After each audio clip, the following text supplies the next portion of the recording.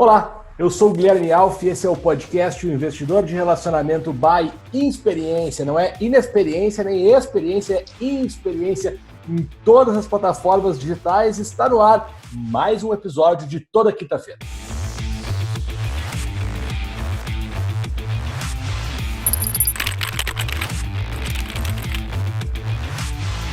Bom, no episódio de hoje, como vocês podem notar, eu sigo de casa, sigo em distanciamento social, e se a qualidade do áudio e do vídeo não é lá essas coisas, a qualidade dos meus convidados aumenta a cada semana.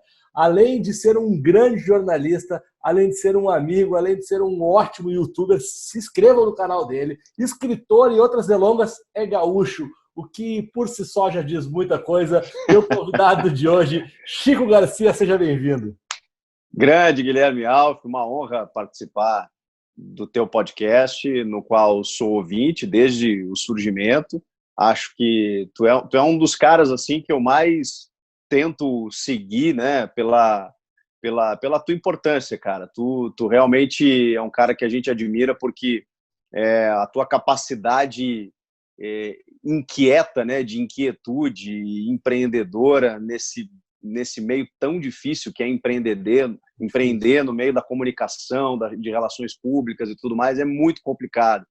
E fico muito feliz da gente ter construído esse laço aí, que começou lá em Porto Alegre, se espraiou pelo Brasil e se encontra aqui em São Paulo agora na experiência, nas nossas relações e agora no teu podcast. Uma honra. Obrigado pelas generosas palavras. Quis a vida que a gente se conhecesse por aí, mas se reencontrasse aqui em São Paulo. O Chico também é um gaúcho que hoje mora aqui em São Paulo. Chico, conta pra galera que tá ouvindo, cara. Eu sei que muita gente já te conhece, mas talvez algumas pessoas que estão ouvindo o podcast hoje ainda não conhecem o Chico, e eu gosto muito de trazer as histórias, no teu caso, que tá na frente das câmeras aí, né, na Band, também nas redes sociais. Quem é o Chico Garcia e sua trajetória? Cara, jornalista esportivo que, na verdade, atua como jornalista esportivo. Eu sempre gosto de fazer essa ressalva, mas, na verdade, é jornalista, né? Eu comecei no esporte, mas migrei para todas as outras áreas.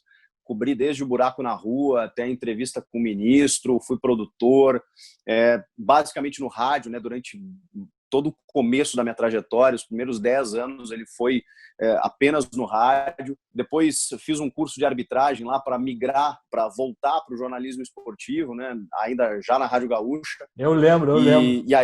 E aí comecei, né, a trabalhar mais no esporte efetivamente, até que eu fui parar na Band, na rádio também, tudo isso em rádio. Aí quando eu entrei na Band em Porto Alegre ainda, um grupo menor, né, onde todo mundo faz tudo, eu acabei tendo a possibilidade de fazer televisão, e só ali, depois de já 10, 11 anos de carreira, já com meus 30 anos na cara, eu comecei a experimentar o veículo televisão, e aí, a partir dali, a coisa aconteceu meio rápido até, né, porque aí a Band, por ser um grupo muito forte nacional, ela permitia, né, que mesmo lá eu tivesse algumas inserções em rede, e aí logo a coisa aconteceu, né, eu entrei no Jogo Aberto, todo mundo me abraçou, acabei entrando no time, e aí veio o convite para eu vir para São Paulo. E São Paulo sempre foi um sonho no horizonte, assim, por crescimento profissional, por melhores perspectivas, por saber como a cidade, assim, né, ela rege o Brasil em vários segmentos, a comunicação é um deles, mas entre outras coisas, né, aqui as possibilidades são maiores. Então eu tinha sempre acalentei esse sonho, e dentro dessa trajetória aí, felizmente aconteceu. Cara, bem resumido, né? E além do jornalista hoje esportivo na Band, você tem outros projetos paralelos que são muito legais, né? Cara, eu assim como tu, né? Mas não tanto quanto tu, porque o Alf é impressionante. O cara é um polvo, né? Ele tem tentáculos assim. Estou me despedindo desta vida de multitarefas para ser apenas pai da Nina. Aliás, este episódio vai... Quando o episódio vocês tiverem ouvido, eu já devo estar só com o cargo de pai da Nina na minha vida. Pô, o maior deles, né? Com certeza. E aí nada mais importa. Mas assim, cara, a gente tem essa necessidade, talvez, ou essa vontade de fazer várias coisas, e eu sempre, como me considerei um cara de várias áreas, eu eu atuava no esporte, sempre atuei no esporte, mas eu sempre quis fazer outras coisas. E aí, cara, eu comecei a fazer assim, lá atrás ainda, 2011, eu sempre gostei muito de escrever. E é incrível, né? Porque eu não consegui trabalhar no impresso. Sim, Dentro, no assim, jornal. eu faço internet, eu faço... Tu sim, né? Tu já foste Já. colunista e tal, e repórter do Correio do Povo e tal. Pois é, eu nunca consegui, cara. Eu sempre tive, assim, o rádio, depois a televisão e a internet. Então, e eu sempre gostei muito de escrever. Então, para eu exercitar isso, eu, na época, criei um blog, enfim, usava a rede social para escrever, mas sobre algo completamente diferente daquilo que era a Sim. minha função, porque eu não queria, eu queria me limitar, eu queria limitar a minha atitude, a minha atividade, né, melhor dizendo, como jornalista esportivo ao ar. Então, quando eu chegava em casa, eu queria fazer algo diferente. E sempre Perfeito. me encantou o tema dos relacionamentos, né, das relações interpessoais, sejam elas amorosas ou não, né? Mas o cotidiano amoroso sempre foi um tema que me encantou. E eu comecei a escrever algumas coisas assim por hobby, né? E a internet meio que disseminou isso, sabe? Foi uma coisa muito legal, a repercussão. E aí, cara, quando eu vim para São Paulo, eu tive mais proximidade assim com a possibilidade de conseguir lançar um livro, coisa que eu não consegui em Porto Alegre. E Sim. aí eu criei canal no YouTube, nesse segmento, já tinha lá uma fanpage muito grande do Facebook com 300 mil pessoas que curtiam os textos, os vídeos que eu fazia. E aí eu resolvi juntar tudo isso, lançar um livro e realizei um sonho, foi muito legal. Entre outras coisas, né? Mestre de cerimônias, garoto propaganda, influencer, é... cara, o que pintar a gente faz, entendeu? Porque eu gosto muito de me comunicar, gosto muito de passar uma mensagem e gosto muito de estar em todos os lugares e plataformas. Isso eu acho Sim. que é uma necessidade do nosso mundo hoje. Mas eu admiro muito isso, Chico, porque eu acho que o jornalismo, assim como muitas profissões, estão passando por uma mudança muito grande, né? Total. Acho que não é que o jornalismo mudou, ele está mudando, né? A gente está vivendo essa mudança numa velocidade impressionante, assim. E nem todos têm essa cabeça aberta como você teve de, tipo, não, mas eu vou para cá, eu vou para lá, sem abandonar ali o jornalismo esportivo, digamos que é o teu, não sei se ganha-pão, mas assim, a tua principal ocupação, né? Sim, sim, é algo que eu tive que entender, Alf, e isso para mim foi difícil até. Eu tive que entender onde estava a minha prioridade. E porque chega um momento que tu precisa estabelecer prioridades, né? E não é que eu não goste de ser jornalista esportivo, pô, eu amo, né? Todos nós somos amantes do futebol. Quando eu digo todos nós, assim, tô falando Claro, de mim, de ti, das pessoas que te sim, cercam e possivelmente de boa parte de quem está nos ouvindo. O claro. futebol faz parte da nossa vida. Então, trabalhar com isso é muito apaixonante, é maravilhoso. Mas, assim, até pro jornalista esportivo, tem uma hora que estafa, tem uma hora que tu não pode ficar só dentro daquela bolha. Tipo assim, quando tem uma final de Libertadores, uma final de Champions, todo mundo acha do caralho ser jornalista esportivo. Pô, tu tá lá cobrindo aquele evento, uma Copa, uma Sim, Olimpíada. Realmente, é um negócio fantástico. Mas nem todo mundo tá afim de assistir Palmeiras e Novo Horizontino numa terça-noite, entendeu? sim, E a gente é obrigado a assistir. Nem todo mundo tá afim de assistir qualquer tipo de evento, e a gente, por obrigação, tem que assistir. Então, isso vai te consumindo num grau em que chega um ponto que se torna meio banal, assim, sabe? Banaliza um sim, pouco o sim. jogo e tal. E isso me preocupa. Então, eu tento diversificar, até para construir narrativas, né, cara? Eu recomendo muito para jovens estudantes que vale mais você ler livros quando você está estudando do que ficar assistindo vários tipos de jogos, diferentes de jogos, para você entender como analisar o jogo. Pode parecer Sim. meio louco isso, mas o livro, a leitura, vai te dar conhecimento, vai te dar vocabulário, para que depois tu faça a análise do jogo. Porque eles têm uma ideia de que eles precisam analisar tudo que é jogo. Não, calma, calma. É preciso entender o contexto, o mundo, ter uma diversidade cultural para também... Maravilhoso. Deu uma cortadinha ali, só volta, parou um pouquinho na diversidade cultural. Dá uma repetidinha só nesse final aí. Tá. Deixa eu ver, voltou? Eu tô falando bem? Tá Deixa eu fazer só cortou aquela partezinha, ele estava falando da importância de ler os livros, né, além de assistir os jogos. Tá. Eu sempre recomendo para os jovens estudantes, né, que querem saber como se especializar na área, eu falo, cara, leitura de livros e conhecimento de mundo faz muito mais sentido do que analisar qualquer jogo, seja da Série B, Série C, uma Champions League, porque isso vai fazer com que tu tenha vocabulário, contexto de mundo, diversidade cultural, isso vai te ajudar a construir uma narrativa. Analisar o jogo é um segundo passo, é um segundo momento. Primeiro, tu precisa saber onde tu está inserido, e a leitura vai te dar isso. Perfeito. Sabe que essa frase que tu falou de ficar dentro da bolha, o professor Muricy Ramalho, nosso colega de experiência, ele fala muito sobre isso, né? Ele disse, o cara que trabalha dentro do futebol, ele vive numa bolha, ele só vive futebol.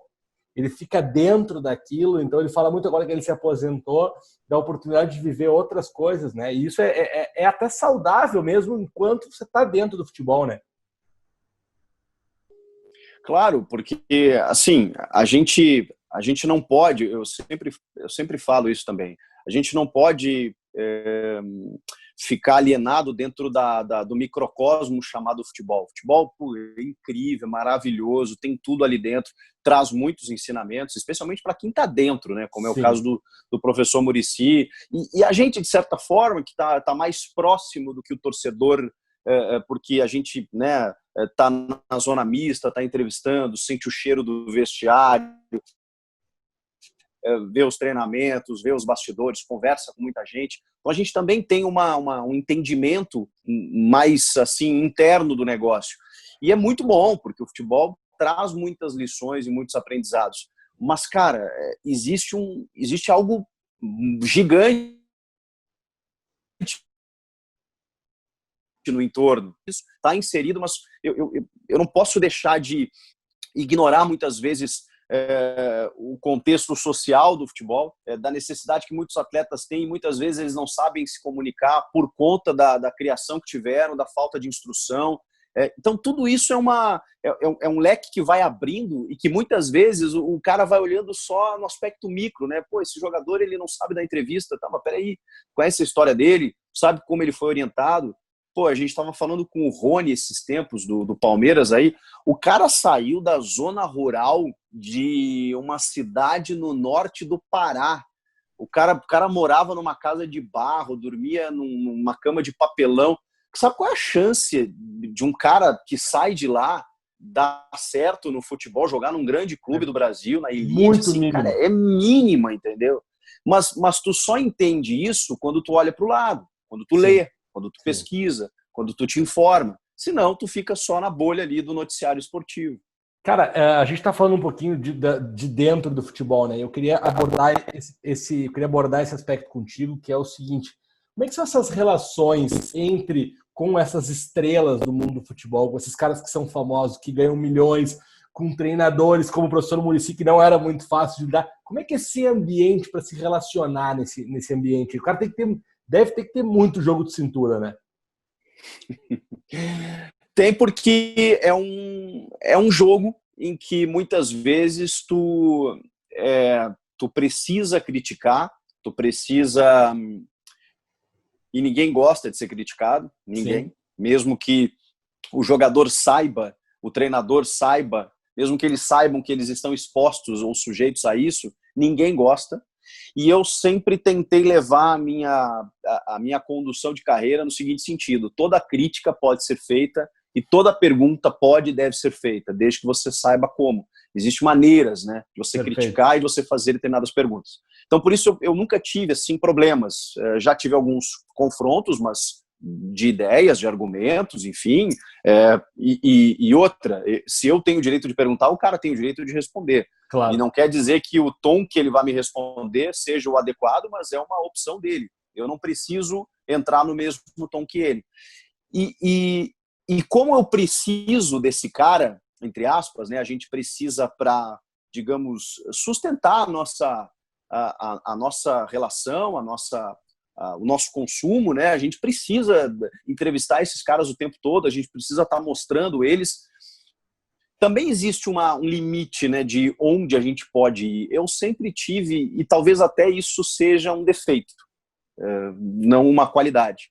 Eu sempre respeitei demais essa barreira. E em muitos casos isso não me traz benefícios também. Sim. O que eu quero dizer com isso? Quando tu, sei lá, por coragem, cara de pau, ou até mesmo enfim, por índole mesmo, quando tu invade um pouco essa privacidade, quando tu chama o cara no WhatsApp dele sem ele saber como tu teve o teu telefone, quando tu aborda o cara na saída do jogo, do treino, eu tenho dificuldade de ser assim, invasivo nesse sentido. Mas alguns colegas que têm esse jeito de trabalhar, às vezes conseguem mais fontes, mais entrevistas, mais relações próximas com esses caras. Muitas vezes elas não são positivas e em outras vezes sim, outras vezes eles conseguem coisas até mais do que eu, né? Eu sempre fui um cara muito respeitador do espaço do jogador. E o futebol, eu te entendo muito, porque eu também concordo, e o futebol, ele é invasivo, né? O meio do futebol, desculpa, invasivo não, ele é agressivo, acho que essa é a melhor palavra. O meio do futebol, dentro dele, ele é agressivo. Eu me identifico muito com a tua postura, assim, e às vezes me dá uma certa, entre aspas, raiva, porque às vezes os caras vão lá, atropelam, e aí o cara dá certo, e às vezes a gente não dá e a gente fica puto com o negócio. É bem isso, cara, porque às vezes as pessoas me perguntam, tu fez amigos no futebol? Não, cara, e talvez até pudesse ter feito, porque eu várias vezes eu recebo feedback de alguns atletas no Instagram, mesmo no inbox, caras que eu nunca conversei, nunca parei para trocar uma ideia no treino, o cara me manda lá uma mensagem para trocar ideia, enfim, porque assiste o programa, ou às vezes quando eu vou fazer uma entrevista que eu nunca encontrei o cara, assim, chego lá, o cara tira uma onda comigo, porque no programa tiram também, então já dá uma liberdade pro cara que eu nem sabia que eu tinha, né? Sim. E aí, a partir dali, depois de uma conversa, de uma entrevista, a gente até constrói uma relação, mas sempre foi uma relação profissional. Sempre, porque, cara, é muito louco isso, né? O futebol, as pessoas elas celebrizam muito o jogador e sempre tem aquele olhar do cara que é milionário, que não sei o quê. Eu não consigo ver desse lado, né, cara? Eu vejo que, assim, é uma profissão do cara, muita gente depende do cara, sempre tem bons e maus jornalistas, como bons e maus jogadores, mas, assim, vai ter cara ali que não vai respeitar muita coisa do cara. O cara, assim, ele tá lá desenvolvendo o trabalho dele, aí tem um cara com uma câmera dentro do vestiário, hoje não as nossas, né, mas pelo menos a do clube, a institucional, a gente tá lá perguntando sobre a vida do cara, então isso, é muita invasão, é muita agressão, então eu sempre até para ter mais, aí é a estratégia de cada um, né, cara, até para ter mais liberdade, quando eu precisar, claro, eu sempre dei esse espaço. Perfeito. E, cara, como é que é essa relação entre vocês? Você falou do jogo aberto, né? Tá ali no meio de, vários caras fera, o Denilson, que é um amigo que a gente tem em comum aí, mas a Renata Fã, que é uma mulher super respeitada no que faz, o Ulisses, o Everton, o Ronaldo, essa turma me parece de fora, eu conheço um pouquinho por dentro, mas não tô nos bastidores de vocês, mas me parece que vocês têm uma relação muito legal, assim, de trabalho, como time mesmo, como equipe, né? É muito louco isso, cara. O Denilson e o Ronaldo, que foram atletas, eles até falam muito sobre isso, né? O Denilson especificamente, que dos times que ele jogou, esse foi o mais entrosado. É uma relação legal de se fazer, né? Porque a gente a gente sempre trabalhou em empresas e tal, né? Mas não tem essa coisa de time, né? Como o jogador tem, né? De aquele fechamento ali no vestiário, todo mundo junto. E um programa de TV, eu tenho absoluta convicção que o jogo aberto ele não teria o mesmo sucesso se ele fosse apenas de qualidade, se ele apenas entregasse aquilo que as pessoas veem no ar. Uhum. Ele muito do sucesso do jogo aberto é pela nossa relação, pela nossa amizade também fora das câmeras. A gente tem e isso, cara, o mais louco é que isso foi, desde sempre, natural, genuíno e espontâneo. Nunca Sim. foi, assim, uma orientação, nunca foi, tipo, sei lá, algo com regra ou de como fazer, nada. Desde quando eu comecei a participar dos links em Porto Alegre, o Everton em Minas, a sensação é que a gente já era do programa, e eu não conhecia eles pessoalmente, eu só conheci quando vim para São Paulo, Sim. e eu cheguei no estúdio, eles me abraçaram como se eu fosse um velho conhecido. E fora do ar, a gente sabe, digamos, a gente sabe que cada um ali tem suas valências e o seu jeito de ser, e a sua personalidade. E a Sim. gente respeita isso de cada um.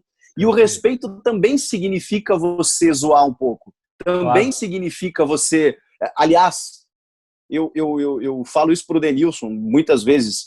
O fato dele pegar no meu pé muitas vezes foi algo que me inseriu. Foi algo quando ele pegou no meu pé, seja por um cabelinho bem arrumado, pelo estilo, sabe, Por não de saber metido a dançar. galã, não sei o quê. Cara, quando ele faz isso comigo, ele meio que me convida para essa dança, né? Ele me Claro. convida para essa parceria, porque ele não vai brincar com quem ele não tem intimidade, com quem ele não quer bem, com quem... Perfeito. Então, quando um cara que é tipo um dos protagonistas ali do programa, quando ele faz isso contigo, ele me inseriu ali, cara. E aí isso vale para todos ali. A gente entende muito o jeito de cada um e todos nós somos muito diferentes, muito diferentes. Sim, E sim. aí foi uma união que deu muito certo, cara. É muito legal, cara. Além de assistir, né? Eu gosto muito dessa sinergia, acho que essa é a palavra. Tem uma É. sinergia ali entre vocês muito grande. Agora, queria que tu falasse um pouco da relação com a Renata, cara, porque eu tenho trazido, né? A gente está gravando esse podcast aqui dia 2 de junho, ele provavelmente deve ir ao ar em julho, e hoje, dia 2 de junho, está acontecendo no mundo todo me chamou muito a atenção a proporção que tomou hoje os protestos contra o racismo, o caso, né, do George Floyd que aconteceu alguns dias atrás, né, lembrando que a gente está gravando esse episódio dia 2 de junho, e aí se está falando muito sobre racismo, acho que no Brasil como um todo está se falando sobre fascismo, sobre vários temas muito delicados e que eu fico, por um lado, muito feliz que a gente esteja falando sobre isso, sabe? Eu acho que tá se rompendo bolhas que eram necessárias romper. E tem uma que ainda está muito longe de ser rompida, mas que é a mulher dentro do futebol, né? Acho que ela... Desculpa, está muito longe de ser rompida, não. Acho que ela já foi rompida, está melhorando demais, mas ainda tem um longo caminho, isso que eu quis dizer. E aí eu queria que você falasse um pouco, trouxesse um pouco da Renata, né, por ela ser a única mulher dentro do programa, mas o que eu mais gosto da Renata é que ela não é admirada por ser uma mulher que fala de futebol. Na minha visão, pelo menos, eu acho que a Renata conseguiu passar isso e ser admirada pela profissional que ela é. Que é isso que importa no fim das contas, né? Não importa se ela é homem ou mulher, Exato. importa quem ela é, né? Esse é o legado da Renata, né? A Renata talvez não tenha a dimensão do que ela representa. Eu acho que ela sabe aquilo que ela representa hoje, mas talvez nem a gente saiba ou entenda o que a Renata Fã representa para o jornalismo esportivo e talvez a gente só vai descobrir daqui a alguns anos. Por quê? Porque a Renata, como tu dissesse, ela quebrou todos os paradigmas, né, apresentando um programa em rede nacional, uma mesa redonda de debates e comandando o debate, sabendo mais do que os seus interlocutores. E ela demonstrou isso, cara, e isso é muito louco, né? Porque, infelizmente, a mulher ela tem essa necessidade dela ter que saber mais do que os homens para poder começar a ser respeitada. Perfeito. Se ela sabe a mesma coisa do que o cara, naturalmente a sociedade, e infelizmente, escolhe o cara. Então a mulher sempre tem aquela garra de, peraí, não, para eu ser valorizado, eu vou precisar ser muito mais do que isso. Só que, cara, ela era uma Miss.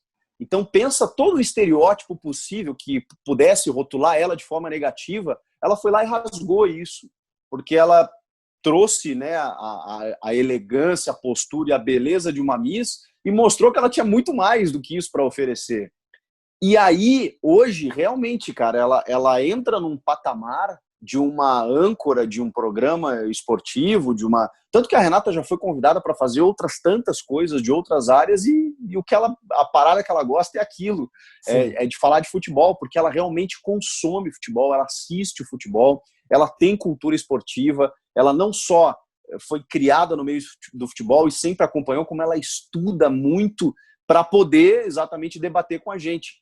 E o mais incrível, cara, ela elevou a régua de todos os outros comentaristas. Porque se hoje você não chega no programa sabendo, você tá morto, velho. Porque ela te dá um nó. Então, para debater com a Renata, ela fez com que todos nós nos preparássemos melhores. Sim. Essa é a Renata Fã, cara. E eu tenho a sensação de que ela é muito valorizada por todos internamente por isso, né? Eu vejo pelo Denilson, assim, ele é muito grato a ela, exatamente por ele não ser da comunicação, e ela ter sido uma das pessoas que mais ensinou a ele, né? É que, além disso, Alf, a Renata tem ela tem inúmeras qualidades, né? Mas além de tudo isso que o espectador vê no ar, de tudo que a gente tem a oportunidade de produzir junto com ela no programa, ela tem uma capacidade de liderança e de aglutinação do seu time que é incrível, cara. Eu nunca vi nada igual como ela valoriza todas as pessoas envoltas ali no programa, que fazem o programa. E, cara, pode pensar qualquer função. Ela tá sempre muito próxima dessas pessoas, não abre mão dessas pessoas, seja o cara do áudio, da luz, do cara que põe no ar, do cara que edita o VT, do repórter. Por isso que o Jogo Aberto é o que é, entendeu? Porque ela faz questão de entender cada processo e de estar próxima de cada um. Então, todos têm na Renata uma liderança. E você sabe, né, Alf? O líder, ele é construído, né? O líder, ele não é algo imposto, é algo que você conquista. E Perfeito. Ela conquistou isso, cara. Perfeito. Cara, os papos bons a gente não vê o tempo passar. Já estamos quase chegando no final aqui, nos 30 minutos. É sério? Sim, me limitaram. Caraca, mano. Me limitaram esse podcast em 30 minutos. Eu adorava, porque era uma hora antes. Eu podia ficar falando, mas é bom porque agora eu tenho desculpa para gravar sempre 2. Então já está o convite feito ao vivo aqui para a gente gravar mais um depois presencialmente. Boa. Deixa eu te perguntar uma coisa para a gente encerrar, Chico. Qual é o legado que você quer deixar como profissional de comunicação, como jornalista, como um cidadão em tempos tão difíceis que a gente está vivendo nesse país? O que você quer, quando você tiver lá 80, 85 anos, olhar para trás, o que você quer ter deixado para o mundo? Essa pergunta é profunda, né? É para encerrar em alto nível. Pô, mas eu tenho me perguntado muito sobre isso, Alf, sobre várias situações e sobre a minha conduta diante de tudo isso também. E se eu pudesse deixar um legado, o que eu gostaria é que as pessoas me enxergassem como um cara que não se calou num momento como esse, que tentou defender aquilo que achou correto e que talvez isso seja subjetivo, mas eu penso que não é, que o correto nesse momento seja a vida das pessoas, a democracia, o bem-estar de todos, valores que eu aprendi e que eu não vou abrir mão. Então, eu acho que a gente não pode ser uma pessoa na rede social, outra na televisão e outra fora. Eu acho que a gente tem que manter uma conduta isonômica o tempo inteiro e que as pessoas enxerguem essa naturalidade e quem eu sou também, além do jornalista. Porque eu sou o jornalista, mas eu sou uma pessoa que tem valores e que não abre mão deles. Então eu queria, se pudesse, deixar isso para as pessoas, que a gente precisa se manifestar, a gente precisa entender o que está acontecendo, a gente não pode ficar resumido à nossa bolha, porque o mundo é bem maior do que o nosso quarto, né? E a gente precisa olhar para a janela de vez em quando. Cara, muito bom. Eu te admiro acho que de tudo que tu falou, assim, te admiro por muitas coisas, mas acho que você tocou num ponto que é muito importante, que é a gente ser o mesmo, não importa se é no trabalho, na vida, na internet, né? A gente precisa ser o mesmo. E esses dias eu gravei um vídeo e eu falei um negócio. Eu posso falar agora porque esse vídeo já vai ter ido ao ar. Ele não foi ao ar ainda, mas ele já vai ter ido ao ar depois que a gente estiver passando esse podcast. Eu falei que quando a gente faz as coisas com verdade, a gente tem uma série de benefícios, mas o principal deles é ficar em paz consigo mesmo. E eu acho que é exatamente isso, cara. Estar em paz consigo mesmo, acho que talvez seja uma das grandes dádivas e que eu sei que muita gente não está em paz. É isso. O que me conforta nesse momento é eu ter a certeza absoluta que eu estou do lado certo da história. E se a minha paz ela é roubada em alguns momentos, a minha consciência está tranquila. Maravilha. Bom, senhoras e senhores que ouviram esse podcast com este grande finale emotivo. Chico, obrigado, cara. Obrigado por disponibilizar teu tempo aí. Já fica o convite para a gente fazer um segundo tempo desse bate-papo aqui presencial.